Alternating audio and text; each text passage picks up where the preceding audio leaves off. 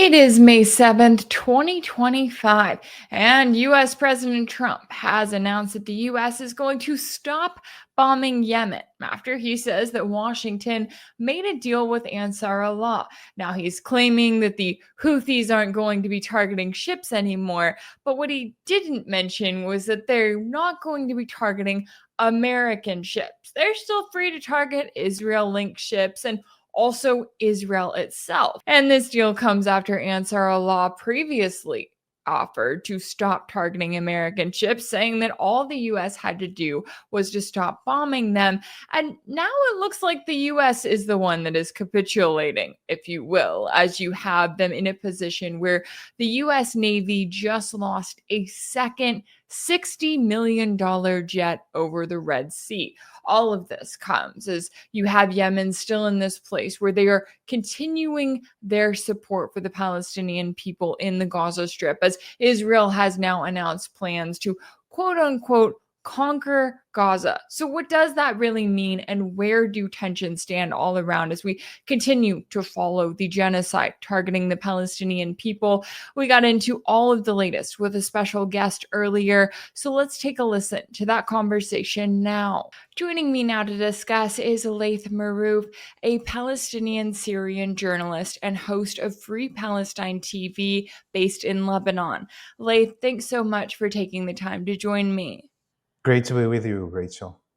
Yeah, it's good to have you on the show. And I want to get your take on the latest. And I want to start in Yemen because I know that Trump declared on Tuesday that the US would stop bombing Yemen, claiming that the Houthis, quote, capitulated and that they will not be blowing up ships anymore. Now, this, of course, comes alongside the news that the US Navy lost a second $60 million jet in the Red Sea, with reports saying that the Houthis took a shot at it. And Ansar Allah offered to stop targeting US ships previously, but as they have noted recently, there's nothing in this agreement that stops them from targeting Israel in support of the Palestinian people in Gaza, who are, of course, being targeted by both the US and Israel in an all out genocide.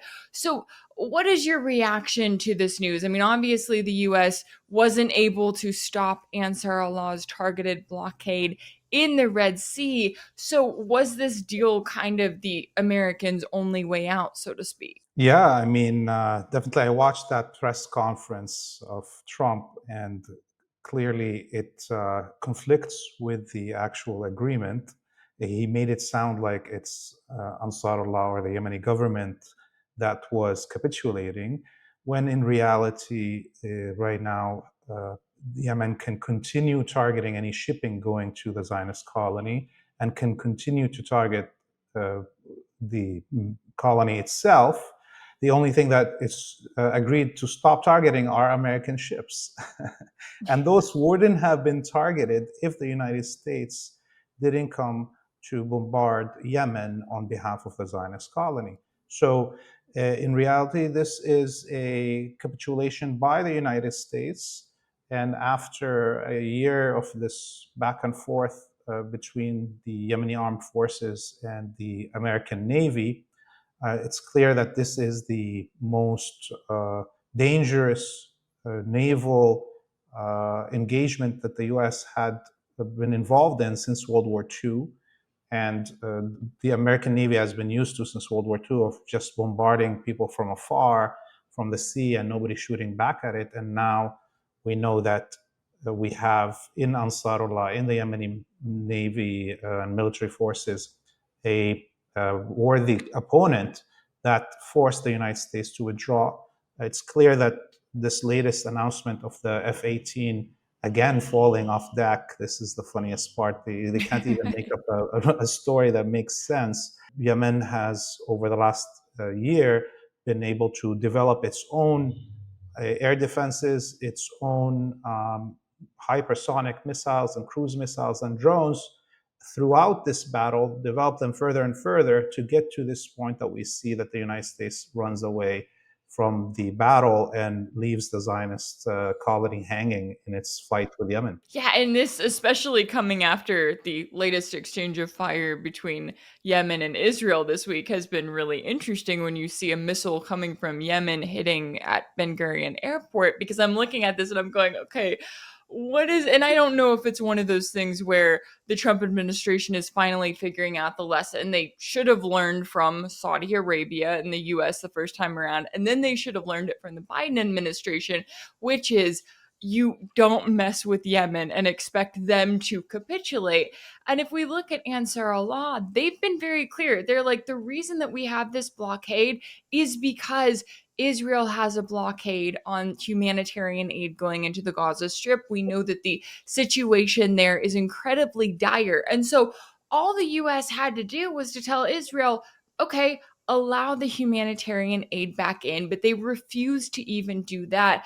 What do you make of what that tells us about how the US and Israel are handling this genocide and the fact that it is an all out genocide? Because the easiest option is the one that they refused altogether. Yeah, I mean, the Zionist colony is left in a situation right now that if it stops this genocide, all the global efforts that have been focused on ending the genocide and getting aid through will be diverted towards bringing Zionist leadership into justice.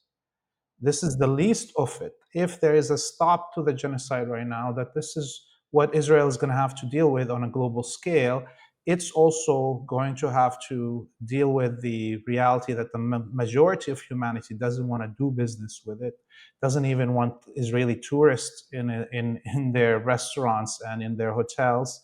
And the boycott tsunami will just flood the whole international scene.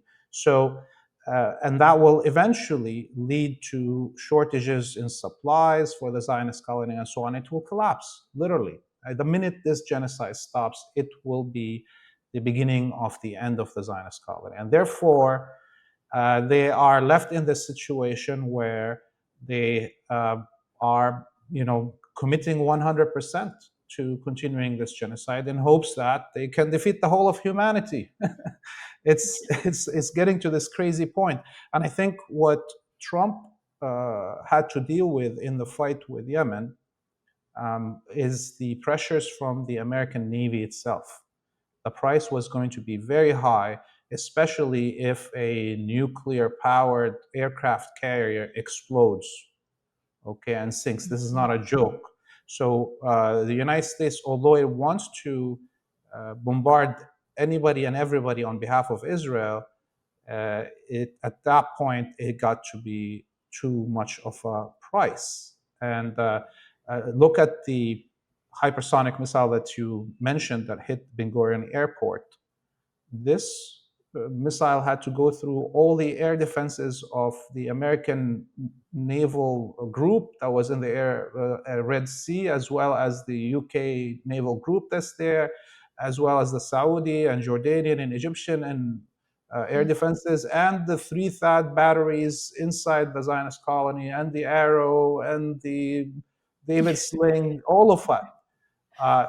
And it was a warning shot that purposefully hit an open field inside the actual airport fenced area. So the next shot right now, because the Zionists were stupid enough to destroy the Sana'a airport yesterday, and now that the United States is withdrawing from this fight, this opens the door for Sana'a to totally destroy Ben Gurion. And Sana'a has been for a while now calling for a no-fly zone over historic Palestine to stop the use of the Israeli Air Force in genocide. And probably Yemen can deliver on that if it starts targeting all the Israeli Air Force fields. Yeah, it is interesting to see. And I know that that's one of those things where we look at the power that Yemen has, the power that Iran has, and how much restraint they have shown. And then you look at how reckless Israel has been on its end. And it's like, yeah, it could get a lot worse. They could be targeted a lot harder. And I also want to ask you too about, speaking of Gaza and speaking of the situation there, we saw this week that the Israeli Security Cabinet approved plans to quote unquote conquer the Gaza Strip and forcefully displace the Palestinian people, with reports saying that they plan to flatten every remaining building. And I know that, they can talk big. Obviously, Trump has been talking big for the last few months, but this does create serious concerns for the Palestinians on the ground. We know that they are not going to leave their land, that they are going to fight for it with everything in them. We've seen that for the last 19 months. What are your concerns for where that situation stands right now? Well, clearly the Israelis can continue genociding unarmed civilians. Even today, for instance, this morning, they bombed a shelter school 3 times. But at the same time, we saw an announcement by Hamas that they blew up a landmine field that they had put booby trapped for a column of Israeli invading forces. And the Israeli media reported that there was multiple, if not like 4 or 5 helicopters that went down to take out the dead and injured. So we understand that the Israelis can bombard from air as much as they want and kill as many civilians as they can, but that doesn't, translate to their ability to control the ground. And they will try. They've been trying for 17 months. This is not the first time that they attempted to conquer and hold major parts of the Gaza Strip, and they failed every time. And now the Israeli military has a shortage of 100,000 soldiers that are not responding to their call-ins to do their service, and the Israeli military can't find them. So most of these people have just left the country. And the pool of international Zionists, like Canadian Jewish Zionists or American Jewish Zionists or British Jewish Zionists, has been depleted. All of these people went in the beginning to participate in the genocide, and they went back with their psychological problems of being participating in a genocide. You don't see them coming back again. How far can the Zionists achieve on the ground? I think nothing, but they can continue bombarding from the air and committing genocide. And as we see, they have expanded that genocide policy and the destruction into the West Bank. Noor Shams refugee camp outside Tul Karim, a quarter of it has been now ordered evacuated and is going to be destroyed. That's all what Israel can do.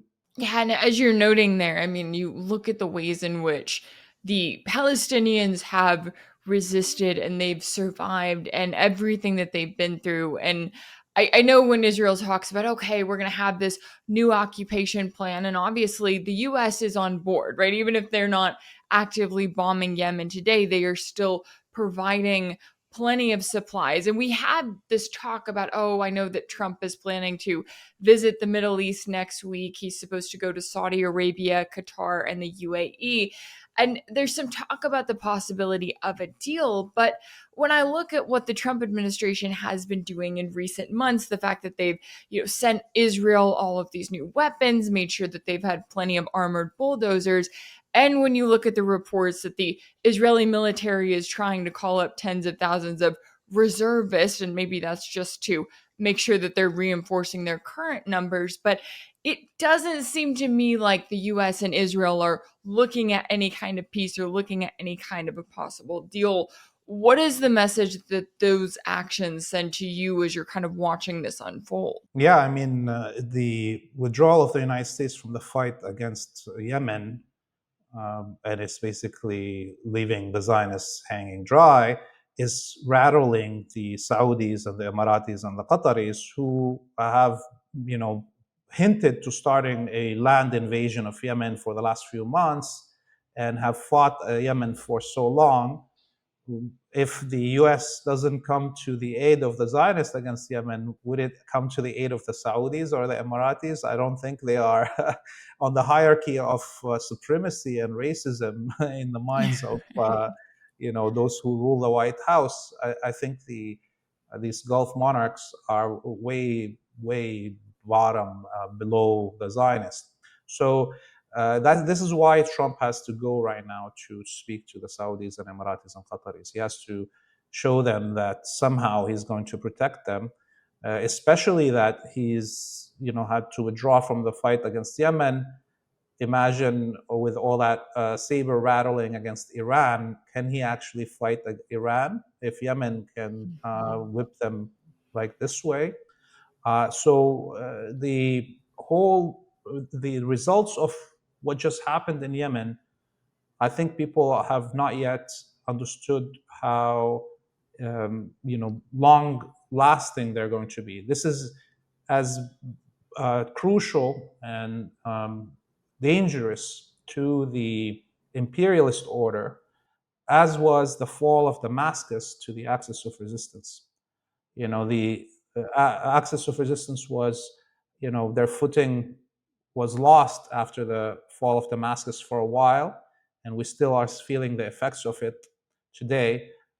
For the next 3 months, we're going to be feeling the effects of the American defeat in Yemen and the ramifications of it on all the alignments in the region. Yeah, I think that's a really great point to keep in mind. And I do think it's kind of being downplayed when we look at the situation in Yemen and certainly how it's being reported here in the West, because they're just talking about Trump's statement and not going further into, okay, well, what did the deal actually say? What did Ansar Allah actually get out of it? Which is that they still get to support the Palestinians. Now, you mentioned the situation in Syria, and I do want to get into that because I have been kind of watching the way that this has played out. And it's also been interesting to watch the way that the public, and I think some of my viewers, and maybe this is just YouTube and the way that they're handling things, but I feel like a lot of times when I do any videos on Syria lately, the views are just gone, right? And it's like people have just scattered. They don't understand the importance, or they say, oh, we lost Syria. That's it. But when you look at what's happening with this new Al Qaeda regime in Damascus, it is really important because you've got this guy, Abu Muhammad al Jalani, I'll call him. I'm not switching over to his new name his name that the media is trying to make happen. But you have reports saying that the UAE is working on mediating talks between Jalani's new regime and Israel aimed at normalization. Does that come as a surprise to you at all, given everything we know about Jalani and kind of the purpose that he is playing right now in Syria? Yeah, I mean, here in the street, they call him Julani instead of Jolani to show how much everybody really believes he's a Mossad agent.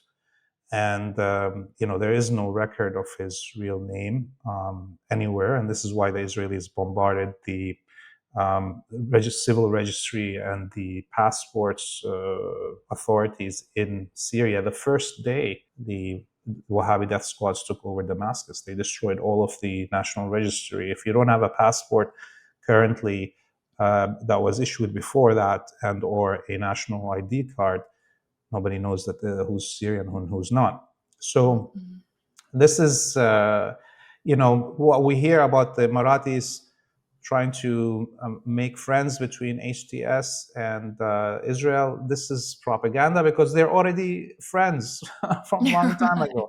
They're on the same team. Everything that the HTS is doing in terms of genocide against the Alawi, Shia, and Christians, as well as the beginnings of the genocide of the Druze that we just saw over the last week, is done under the order of the Zionists and the United States. Syria and its national identity is purposefully being destroyed. It needs to be fragmented. The country, if it is to forget its glory as a birthplace of Arab liberation and revolution and history of anti-imperialism all the way back to the Roman era, that can't happen if there is a continuity in the generations. They're trying to crush the Syrian people completely and make everybody just think about their own group and or neighborhood or area and forget that national sense of identity. And for now, the Wahhabi death squads have free reign to do what they want. The Western media is, completely blacking out the story. Unfortunately, Syrian people and Syrian women and Syrian minorities are target to the same things that we saw happen by ISIS in Iraq 10 years ago. And there was more attention to that story. We don't know what's happening to the archival and archaeological record of Syria, which is all being looted and nobody's even talking about it. The oldest churches in the world, south and east of Damascus, in Malula and Sidnaya, have been depopulated. The Syrian population that spoke Aramaic, the language of Jesus, have been disappeared, and not one peep even from the churches in the world. So, this is the project that the Wahhabis and the Zionists combined, and America behind them, and the Turks, all of them have agreed on. Yeah, and it's devastating to watch it play out in real time. And, I know we were talking about the kind of the state of the axis of resistance, the impact that the loss of a Syrian government, a central Syrian government that was actually on the people, has had on the axis of resistance. And, when you look at Giuliani right now and his death squads, his, all of his foreign mercenaries that he's rounded up, and then you look at the US and their response, the US is just wanting to make sure that they have control of those death squads, right? They're wanting to make sure that the guns are pointed in the quote unquote correct direction as far as Washington is concerned. Lastly, I just wanted to ask you, when it comes to the state of the axis of resistance today, how do you view it, and how do you view what it's up against in terms of the US, the Zionists, and what they're still trying to accomplish? Yeah, I mean, the axis of resistance had a huge blow with the assassination of Sayyid Hassan Nasrallah and the leadership of Hezbollah and the fall of Damascus. But we can see already, a recovery from that happening, specifically in Lebanon and in Iran and now in Yemen. And that chapter now, lessons have been learned from that. There's going to be as we saw, a huge change in how the parts of the axis of resistance are working in this battle. And I don't think Syria is a write-off. In fact, the genocide against specifically the Druze over the last week has changed a lot inside the country. And the genocide that preceded that in the coast also affected the opinions of the vast majority of Sunnis. And al-Julani's days are numbered. There's going to be something, we don't know what. The United States, all it cares about right now in Syria is allowing the Zionists to destroy the military manufacturing base of Syria, not only all its air defenses and caches of weapons that the Israelis have destroyed already, but the factories and the scientific complexes that have allowed Syria to have this knowledge and capabilities, and to continue the ability of looting Syrian oil and gas, which hasn't stopped. The United States is still stealing all Syria's oil and gas, and HTS is fine with that as long as they're allowed to rape and pillage in the country too. Yeah, it's very telling what the US is doing and what they are supporting. And I know that there is certainly a lot at stake here all around. And I really appreciate you taking the time to join me today to break down all of the latest here. Laith Marouf, a Palestinian-Syrian journalist and host of Free Palestine TV based in Lebanon. Thank you so much for your time and insight. See you soon, Rachel. If anything in this video resonated with you, be sure to like it, share it with your friends, leave a comment. And as always, don't forget to subscribe. And if you want to keep up with all of my work, make sure that you're subscribed to my page on Substack. That's rachelblevins.substack.com. That's where you'll find new weekly episodes of my exclusive series for paid subscribers called Sanctioned. You can also check out Sanctioned over on my page on Patreon.